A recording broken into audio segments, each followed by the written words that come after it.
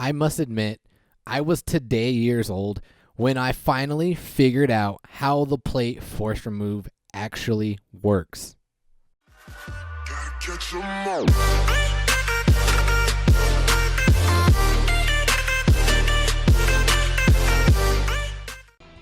What's good? It's your boy Rico. Welcome back to another episode of Pokemon Duel. Pokemon Duel has been out for how long now? We're like on the third year. Force remove has been a plate since the beginning of launch, I believe. And I never used it. I've never put it in a deck because I never used it, obviously. So I don't know how it works. So let's actually take a look at the plate and the reason why I never used it. Force remove. It's an EX plate, and it was always an EX plate. And I'm like, why is this an EX plate? It only costs one, but nobody uses it. Well, let's take a look. This plate can be used when you have Pokemon on all of your opponent's entry points. Select one of your Pokemon on the field or bench. If that Pokemon attack knocks a Pokemon out that turn, it will be eliminated from the duel. How much banishing do we have going on? We have the Victinis, or for some reason the Japanese like to call it nipples. I don't know why. Please somebody fill me in. The nipples. We have not necessarily a banish, but the Ultra Beast decks because of the Kartana. And now we have Force Remove. Is this going to be another adaptation that we see in Pokemon Duel? So based off just the plate alone, just by the words, I'm thinking, all right, I got to have two Mons on their entry point. And then I got to have my third Mon either on the board or on the bench, use a plate, then attack the opponent, out damage them, then exclude them. That's 3 figures for one plate. I'm like, dude, that's way too much to set up. Well, I was wrong. I learned wrong, and I'm going to show you guys how Force Remove actually works. So for those of you who don't know, this is for you. For those of you that do know, maybe this is a refresher. This match is pretty back and forth. I actually did not watch all of it because I was so excited to see, or so excited to show you guys. But basically, it's actually kind of entertaining because it's Kartana versus Kartana in the beginning. In Kartana, Kartana's probably in the top 5 best runners, if not the top 3 best runners in the game currently. So I like that we're seeing a lot of use of Kartana. I did get the Kartana. You guys did give me shit for getting Kartana, but I will probably never use Kartana because of its ability. You guys know how I feel about super gimmicky figures. I just don't like it, man. I think it's cowardishly. Not that you guys are cowards, just the way the figures. I hate it. It's so annoying. But that's enough of me ranting. Let's jump into the match. I also have another match to show you guys. I want to talk about trying to actually combat these decks, these Ultra Beast decks with the Kartana and the Nipple deck. All right, so let's actually talk about what's going on here. We have, I don't even know who these players, but we got Whiz, TBZ fan, Whiz OR, Whiz. His name is Whiz, goddammit, and I call myself a DBZ fan. What the hell? And then I didn't see the other guy, but they are rocking. Let's review the deck. Kartana and he's got the Pony. Got the Necroz with Dawn Wings, this thing, the Selly, and the Zoro. And wow, these aren't even really level 5 yet, so props to this man. What's your rating? 3, almost 3.6. Not bad at all. And then the opponent, Whiz, is going to be rocking a Ultra Beast deck. They're both, like I said, rocking the Kartana, so it's a lot of back and forth. So they're going to go up and they're going to attack the opponent's Kartana. Kartana, be gone. So let's see what the opponent's going to do here. They're going to max revive, bring on their Kartana back. I think they should get. I don't think they should attack the Kartana. I think the priority is most definitely the Poipole. So I would have attacked the Poipole, but they do not, and they got rid of their Kartana. Which I mean, I guess they're both kind of they're a pretty good punch. 1-2 punch Kartana, pretty good. But it looks like they're going to max revive and bring their Kartana back on and attack the opponent's Kartana, and then that Kartana's gone. Ah, dude, this decks must be annoying. Kartana, Poipole. Like, you got to get rid of the Poipole. But it looks like the opponent is going to Air Balloon. They're going to attack the Kartana with the Selly. Gets the Flame Gun. Could have been very unfortunate if they did hit the gold. I don't even know what it is. What is the gold? I have no idea. But I like this play right here. Going for the DC. Going for game and hits the roll. Does hit the knockout into the extreme speed. And now the opponent is going to do. They're going to DC with the Blacephalon, and they're going to try to take out this Celebi, and the Celebi gets a clutch blue the backtrack, but they're not going to take it. They are going to take the surround on the Blacephalon, but the Z gauge is up. They do have a Steelmon in the Selly on the board, so they're going to corkscrew crash, hoping that the Celebi does not land the energy ball, and they don't. They do hit the backtrack, which is such an annoying attack. But is not game. Now they get to take the goal, and now we have a game. So it's not over yet. So it looks like the opponent is going to be offensive here with the Poiple, but fortunately for M, we're just going to call him M, that they do have the pony. The pony can move 4 MP from the bench because of its ability. And then home team, we're just going to call this man home team, or M. I just said that. M is going to do the Psychic Z move. But Whiz does have the long throw. I like that. Who did you copy, though, actually? As the opponent brings on the Kartana, attacks into the Poiple, because Poiple is priority, and the opponent is going to pull the switch. Also, what I did not know, looks like Psychic Ghost. I did not know that you can attack with Kartana into Mew, and if you hit your Ultra Blade, which is above 100, and Mew hits the Hypersonic, Mew gets KO'd. I didn't know that. Did you guys know that? Because I didn't know that. But looks like the Zoro is going to survive, so now the opponent here is going to Ultra Burst. Keep this in mind, all right? He's going to Ultra Burst, and then he's going to take the entry point. So the opponent is going to come down with the Kartana, try to get rid of the Poiple, because Poiple is priority, and he does get the roll. But now, look what M is going to do. M is going to use the Force Remove. He's got 2 Mons on the entry point. He comes off of the entry point. He's going to attack into this Kartana, and guess what? Kartana gets excluded. I was like, what? What? So then I had to open up the plate again, and I was like, wait a minute. This plate can be used when you have Pokemon on all your opponent's entry points. Select one of your Pokemon on the field or bench. If that Pokemon's attack knocks out a Pokemon that turn, it will be eliminated from the duel. So to me, the text is a little misleading. I thought that you had to have 2 Mons on the entry point, their entry points stationary, and then your other Mon on the bench, because it specifically says select one of your Pokemon on the field or bench. That's misleading that it had to include another figure. But it doesn't. As long as you have 2 on the entry point and then use it on the one that was on the entry point, you can come off of the entry point and attack. Will we start seeing Force Remove more in Pokemon Duel? Please let me know in the comments below. And see if you see more, or maybe give it a try and see if it fits in your deck. So it looks like M's going to come back. They're going to try and get rid of their Poiple. Doesn't get the roll. Ooh, this is a risky tag. And that's right. But he does get the Judgment. So he gets the Clutch Judgment. Nice. So they could both go to the PC. And then if I was M, I'd just go back here. Your Z gauge is almost up, so you got to keep that stationary just to send this thing to the Ultra Space. But looks like Whiz is aware of that. I don't think I would really worry about that thing. I think I would have kept it on entry point. I would have came up here, honestly. Okay, that's pretty much game, actually. Because now he just Z moves. He gains weight. Yep. Oh, bro, what are you doing? Oh, going for a win. I like this. Going for the win either way. Maybe the Z gauge wasn't up all the way. Let's see, though. I mean, that Flame Gun, he's got a lot of purple. Ooh, feels bad, man. He takes out his own Pheromosa, though. So maybe that's not even that bad of a play. Because now he can take the entry point to fall. Well, he's got his Z gauge up now. Oof. Uh-oh. No rendezvous. Oh, damn. He gets the rendezvous. Dude, you should have been. Well, actually, we don't know, because I thought your Z gauge was up and you could have mooned the Maelstrom, whatever, when they were right next to each other. But maybe it wasn't.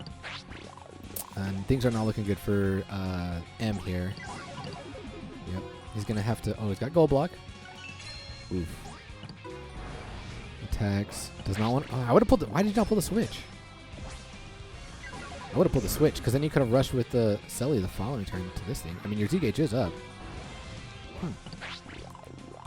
Oof. Yeah, I don't know. I mean, I guess you can Z move here with the Zoro. I would have pulled the switch with Zoro earlier on. It looks like they're going to Z move. Oh, damn. And he gets the. Oh, his Z gauge is already up. Never mind. Oh, and he outdamaged him. Okay. Oh, this could be bad. Toxic GG boys. Toxic GG boys for M. He doesn't get it. Doesn't get it.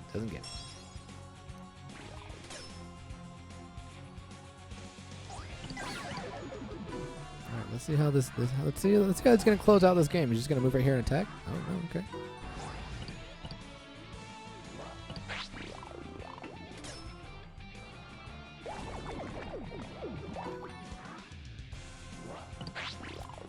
Well, oh wow, wow, the miss. Oh, that feels bad. Takes the entry. Oof, what? I would have just taken entry there. Bro, what is he doing? You want the Selly back, I guess? You gotta remember, he's 4 MP. He's got, bro.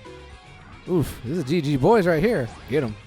You might have to pay for that. Oh, doesn't get the call signal, but he is still 4 MP. Bloom Doom. Oh, okay, you're good. You're solid. Well, actually, you only hit for 40 damage. I mean, if he hits his 100, GG boys. Ooh, and he does hit the 100. That is GG boys. M fell apart towards the end. It was a great showcasing of the force remove, but just couldn't close out the game. Now, what I wanted to talk about was what we're currently seeing. Let's just even look at the new figures. Let's see what we got here. See if it is the Ultra Beast, and okay, we got Rush-ish there. King is gone. Okay, Steel, Ultra. I'm actually seeing no nipples. Wow, no nipples. Okay. No nips. Let's look in Legend. Steel. Okay, here's an Ultra Beast. There's another Ultra Beast. Oh, there's a nipple. Oh, it's Gigs. It's Gigs. Oh, it looks like Gigs dipped down below 4K. You know what? Let's actually talk about the nipple deck. I feel like Gigs, even Devani, they're both on, like, you guys. Like, I'm not taking shots at you guys at all. I feel like you guys are always on board when we get these new banners, like the super gimmicky decks that people don't really know about right away. You guys jump on it. It's like a land grab, and you guys shoot up in League. And that's great. That's awesome. You guys get to 4K. Not saying you don't have true skill to get to 4K, because I believe you guys do. But once you guys exploit that as a content creator, then people start to figure out counters and way to deal with it. So I think those decks are great. They're very gimmicky, but the problem is when you play with those decks, I think it forces you to make not so optimal plays that you normally would with a competitive deck.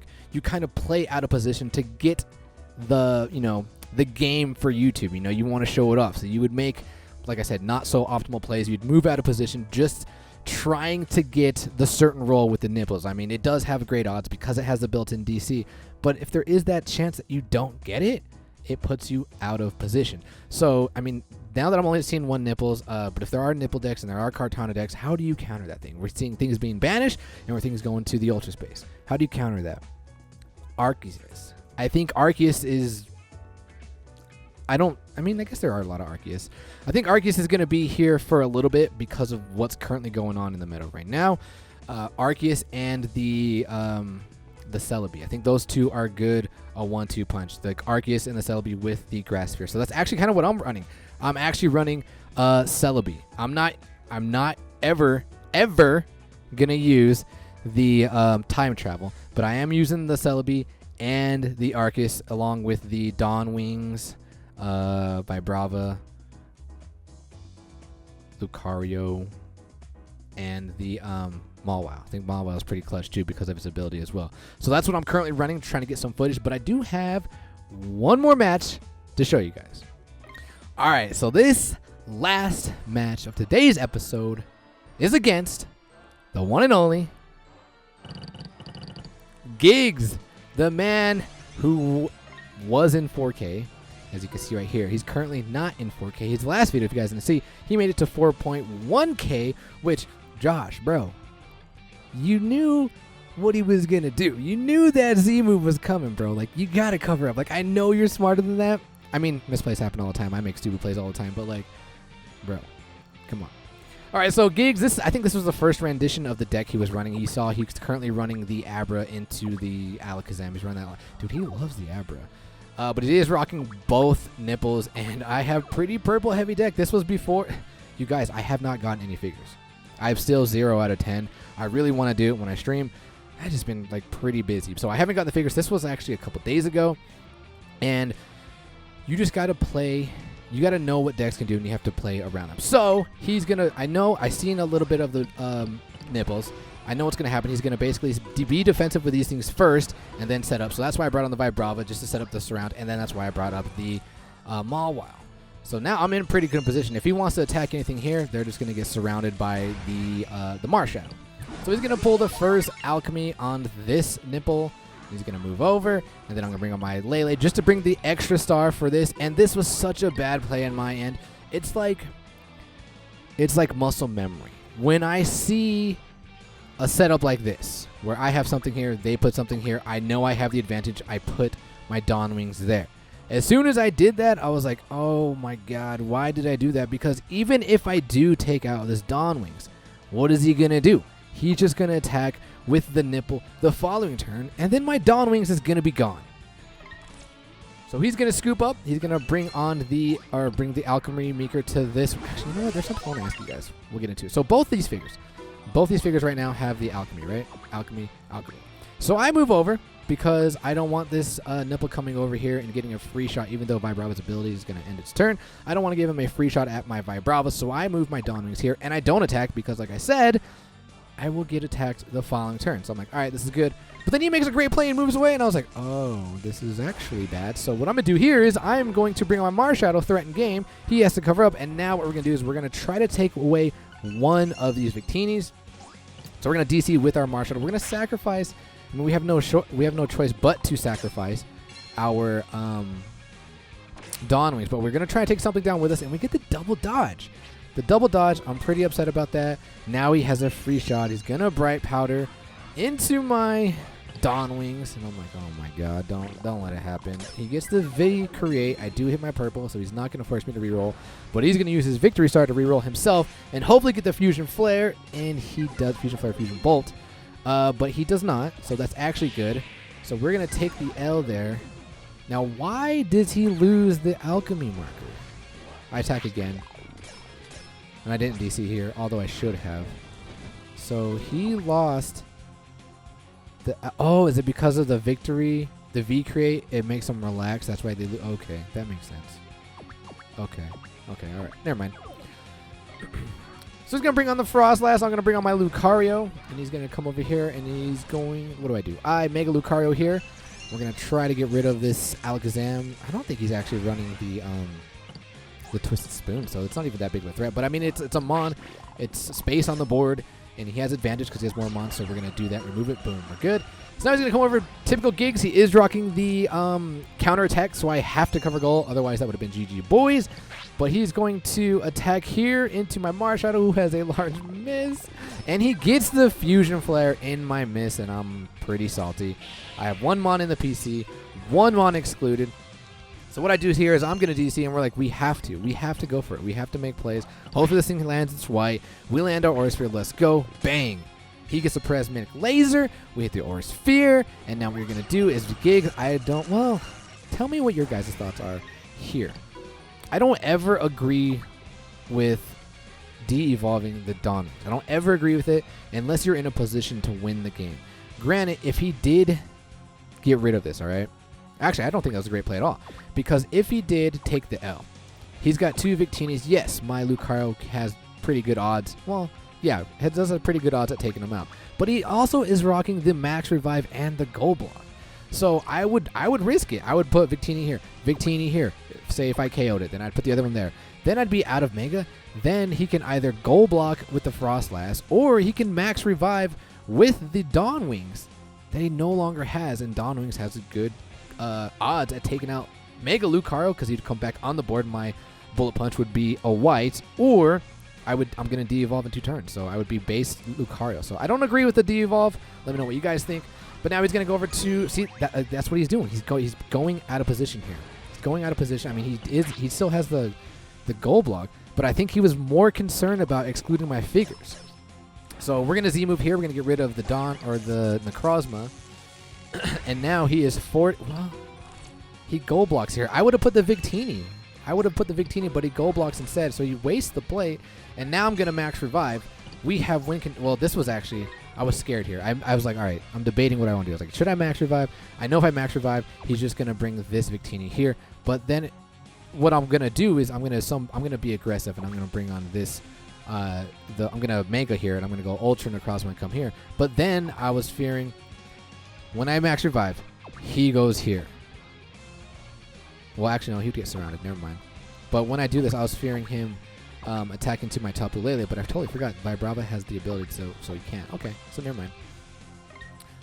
So he attacks here. He's going to attack my poor little Vibrava, and he has pretty good odds. He's going to re-roll himself, and I'm like, don't do it, bro.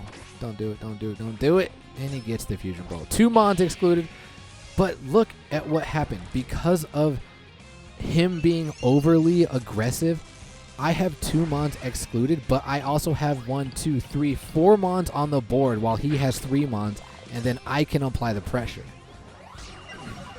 And I got the additional star from the Lele, so I do win that roll. We do get the Photon Marker, although it doesn't really matter at this point. But look at this position. I'm in a position to close the game. My Z gauge is up, and he's way out of position. So he's going to Tectonic Rage. It's not necessarily a problem because, like I said, my Z gauge is up. So boom, he gets rid of my Lucario. And then we are going to attack. No, we come back here because I don't want to lose my Lele. That's what happened. Now he's going to max revive. And then what I'm going to do is I'm going to attack the Nipple here, the Victini.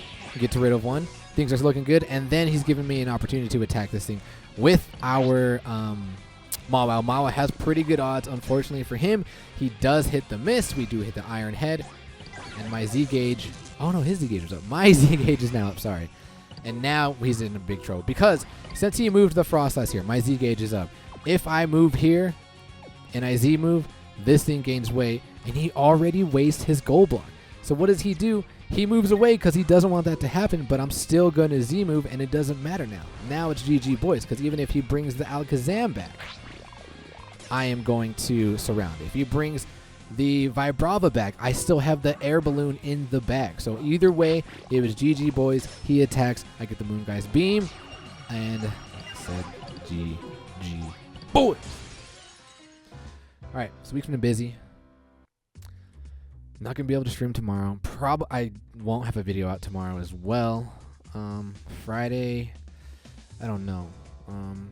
Hopefully though, this weekend I'm looking to stream a lot more because I only got to stream once last weekend. But we're gonna cut the video there. Until then, ladies and gentlemen, as always, peace.